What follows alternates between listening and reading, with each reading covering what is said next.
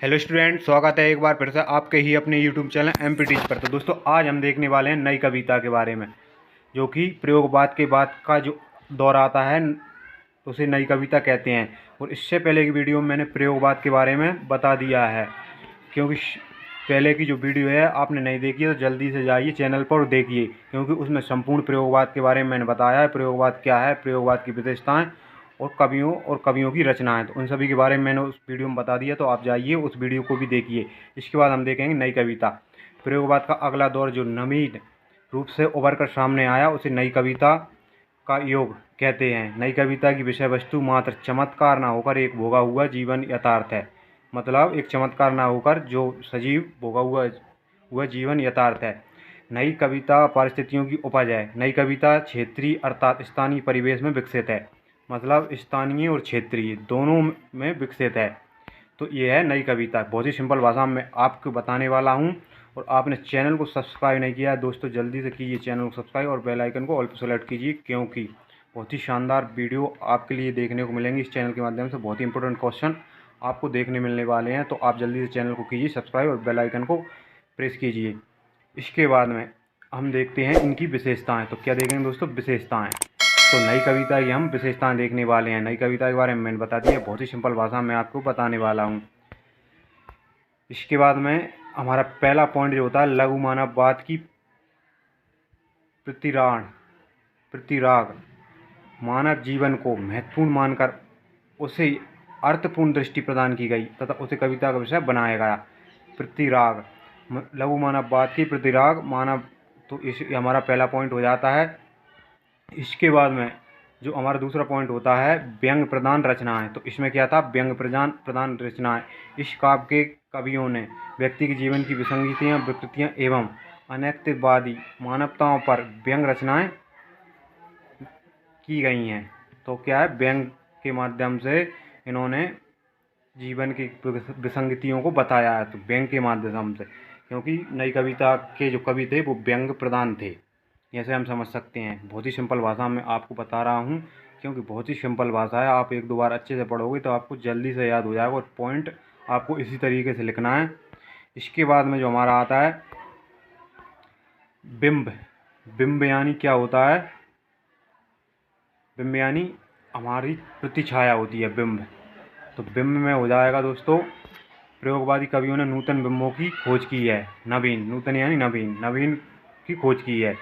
इसके बाद में चौथा जो हमारा पॉइंट आता है क्षणवाद को महत्व। क्षणवाद को महत्व, जीवन ने एक एक क्षण को महत्वपूर्ण मानकर जीवन की प्रत्येक अनुभूति को कविता में स्थान प्रदान किया गया है। ये हमारा चौथा पॉइंट हो जाता है। इसके बाद में हमारा आता है पांचवा पॉइंट प्रयोगों में नवीनता। तो क्या हो जाएगा दोस्तों, प्रयोगों में नवीनता। प्रयोगों में नवीनता, नए नए भावों को नए नए शिल्प विधानों ने प्रस्तुत किया गया है। मतलब शिल्प विधानों में प्रस्तुत किया गया है।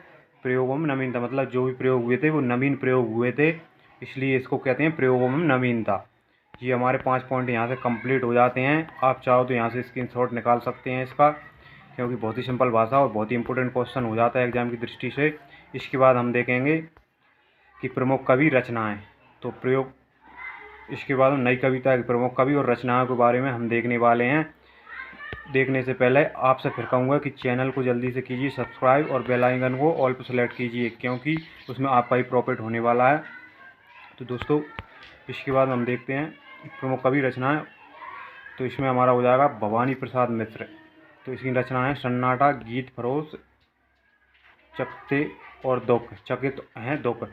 इसके बाद में कुंवर नारायण, चक्रव्यूह, आमने सामने कोई दूसरा नहीं। तो इसमें ये इनकी इंपॉर्टेंट रचनाएं हो जाती हैं, तो आप इन्हें अच्छे से कीजिए। इसके बाद में हमारा आता है दुष्यंत कुमार। दुष्यंत कुमार में सूर्य का स्वागत, बहुत ही इंपॉर्टेंट रचना हो जाती है इनकी, सूर्य का स्वागत। आवाज़ों के घेरे और साय में धूप, तो क्या हो जाएंगी, आवाज़ों के घेरे, साय में धूप और सूर्य का स्वागत। इसके बाद में जो हमारी आती हैं चौथी रचना, देखने से पहले आप अगर इसकी PDF चाहिए तो दोस्तों क्या चाहिए, PDF चाहिए तो आप डिस्क्रिप्शन में जाइए और टेलीग्राम ग्रुप को ज्वाइन कीजिए। क्या कीजिए, टेलीग्राम ग्रुप को ज्वाइन कीजिए, क्योंकि वहाँ पर आपको PDF इसकी मिल जाएगी। तो आप जल्दी से जाइए और टेलीग्राम ग्रुप को ज्वाइन कीजिए, क्योंकि बहुत से बच्चे टेलीग्राम ग्रुप को ज्वाइन हो चुके हैं, तो आप भी इसका लाभ लीजिए। क्योंकि सबसे पहले नोटिफिकेशन आपको उसी पर देखने को मिलेगा। तो आप जल्दी से टेलीग्राम ग्रुप को ज्वाइन कीजिए। इसके बाद में जो हम देखने वाले हैं नरेश मेहता, जो हमारा चौथा आता है नरेश मेहता। नरेश मेहता जी के बारे में हम देखते हैं। नरेश मेहता, बन पागी सुनो, इनकी इम्पोर्टेंट रचना हो जाती है उत्सव और बोलने दो चिड़ को। उत्सव और बोलने दो चिड़ को, बन पागी सुनो, ये हो जाती है हमारी नरेश मेहता। इसके बाद में जो हमारा आता है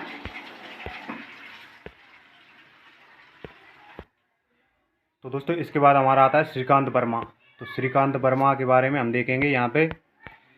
श्रीकांत वर्मा तो दिनाराम, भटका मेघ और मगधा, तो ये इनकी प्रसिद्ध रचना है, दिनाराम, भटका मेघ और मगधा।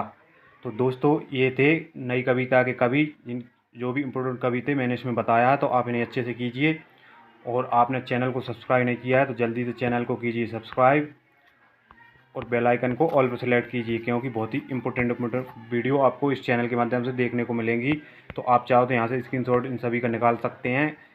बहुत ही सिंपल भाषा में मैंने आपको बता दिया है, तो आप चाहो तो स्क्रीनशॉट निकालिए और चैनल को कीजिए सब्सक्राइब, और वीडियो को शेयर कीजिए, और अपने दोस्तों के साथ क्या कीजिए दोस्तों, लाइक कीजिए, वीडियो को लाइक कीजिए और अपने दोस्तों के साथ शेयर कीजिए, क्योंकि उनको भी इसका प्रॉफिट मिल सके। तो और कमेंट्स में बताइए कि आपको वीडियो कैसी लगी, और चैनल को कीजिए सब्सक्राइब। तो दोस्तों आज की वीडियो में बस इतना ही, मिलते हैं एक नेक्स्ट वीडियो में नए सॉल्यूशन के साथ। जब तक के लिए धन्यवाद।